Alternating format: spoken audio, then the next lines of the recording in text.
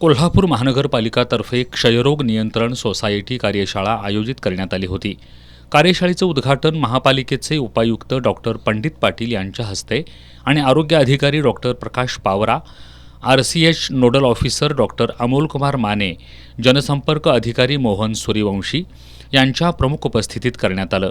राष्ट्रीय क्षयरोग दूरीकरण कार्यक्रमांतर्गत महापालिकेच्या क्षयरोग विभागाच्या वतीनं 7 डिसेंबर 2024 ते 24 मार्च 2025 पर्यंत 100 दिवसीय क्षयमुक्त भारत अभियान राबवण्यात आलं। यामध्ये महापालिकेकडून राज्यस्तरावर उत्कृष्ट कामगिरी करण्यात आली। सध्या कोल्हापूर शहरात 444 नवीन रुग्ण आढळले असून त्यांच्यावर उपचार सुरू असल्याचं आणि याचा सक्सेस रेट 89% असल्याचं त्यांनी सांगितलं। डॉक्टर रुपाली दळवी यांनी हा आजार कसा होतो याविषयी माहिती दिली। याप्रसंगी जिल्हा समन्वयक सुशांत कांबळे यांच्यासह क्षयरोग विभागाकडील अधिकारी कर्मचारी उपस्थित होते।